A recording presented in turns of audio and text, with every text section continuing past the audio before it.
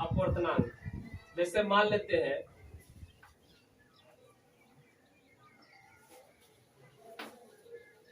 कांच का अपवर्तनांक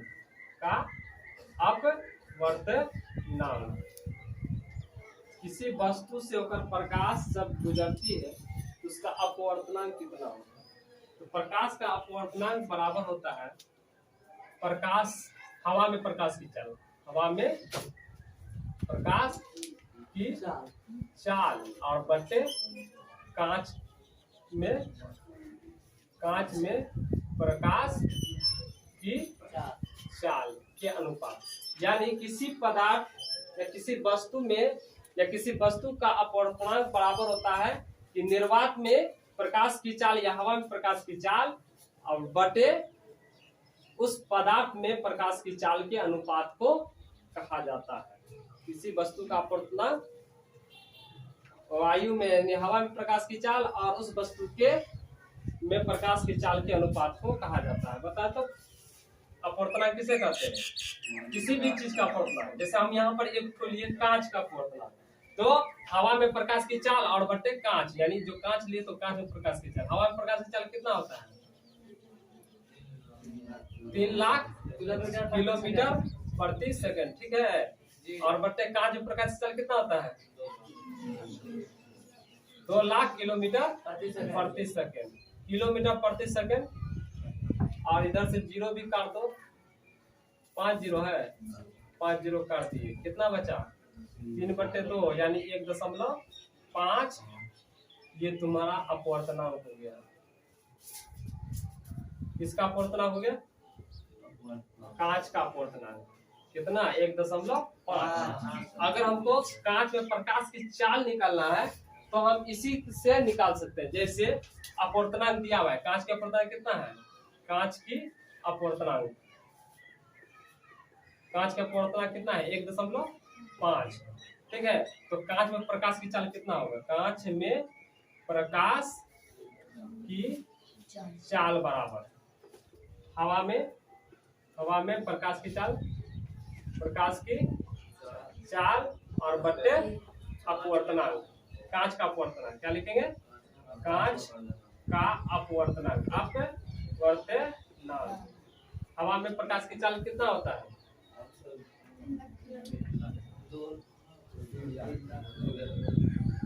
ठीक है, किलोमीटर प्रति सेकेंड। अपवर्तनांक कितना है कांच का? यहाँ 1.5, दशमलव उड़ा तो 1 जीरो और बढ़ गया, बटा जीरो यहाँ घुसिया कटेगा, काट दो। 15 का 15, अब 15 दूना 30, 5 जीरो बढ़ गया यहाँ पर। तो कितना हो गया बेटा?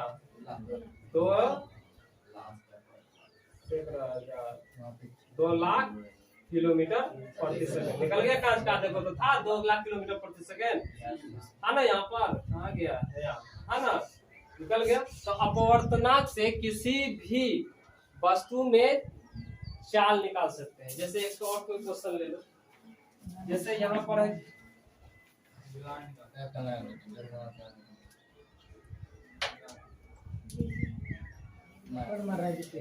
बर्फ ले लेते हैं। क्या ले लेते हैं? बर्फ देखा है ना? बर्फ का अपवर्तनांक कितना है? बर्फ का अपवर्तनांक 1.31, ठीक है। और बर्फ में चाल कितना होगा? तो यही फॉर्मूला लगाना है। जैसे कांच में प्रकाश की चाल है ना, तो बर्फ में प्रकाश की चाल, बर्फ में प्रकाश की चाल बराबर, तो हवा में प्रकाश की चाल और बटे अपवर्तनांक, किसका? बर्फ का अपवर्तनांक। हवा में प्रकाश की चाल वही 3 लाख किलोमीटर प्रति सेकेंड, और बटे बर्फ का अपवर्तनांक कितना है? 1.31। दशमलव उड़ा दो, ऊपर क्या को जीरो बढ़ जाएगा? 2 जीरो बैठा दो, कटेगा ही।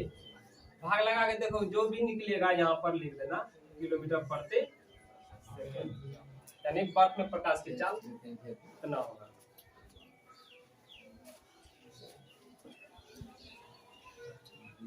पार्श्विक विस्थापन में कुछ विशेषताएं पार्श्व विस्थापन का। नंबर 1 विशेषताएं क्या है कि कांच की सिल्ली सतह की ओर देखने पर कोण, क्योंकि कोण के दिशा में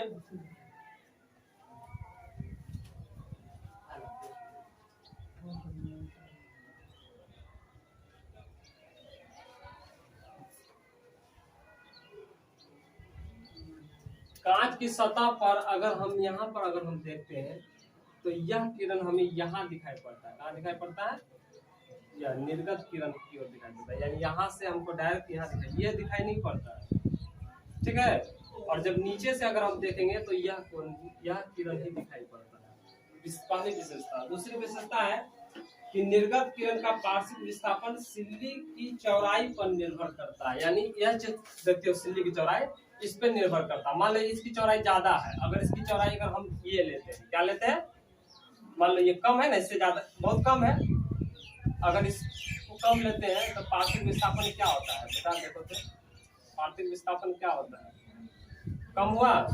कांच की सिल्ली जितनी मोटाई अधिक होगी पार्श्व विस्थापन उतना ही बड़ा होगा, दूरी ज्यादा होगा। और कांच की सिल्ली जितना पतला होगा पार्श्व विस्थापन उतना ही कम होगा। जैसे और छोटा ले लो, ये देखो पतला ही है कांच, खींचो,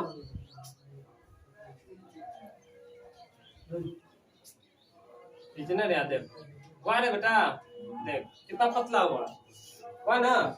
यानी कांच की सिल्ली की मोटाई पर निर्भर करता है पार्श्व विस्थापन। दूसरा विशेषता, कांच की सिल्ली जितना मोटा होगा पार्श्व विस्थापन उतना ही बड़ा होगा पहले, और कांच की सिल्ली जितना पतला होगा पार्श्व विस्थापन उतना ही कम होगा। देखो 3 फेज हो गया, बड़ा, मीडियम और छोटा।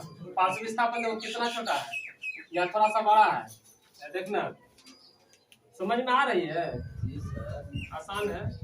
और यहाँ पर देखो फैल गया है ना। तीसरा विशेषता क्या है कि पार्श्व विस्थापन का मान आपतन कोण के बढ़ने पर भी करता है। आपतन कोण कौन है? यह कौन है? आई, ये अपवर्तन कोण है आर। अगर इसका मान अगर बढ़ेगा क्या होगा बेटा? इसका मान बढ़ेगा तो पार्श्व विस्थापन का मान भी क्या होगा? बढ़ेगा, यानी उसके निर्भर करता है।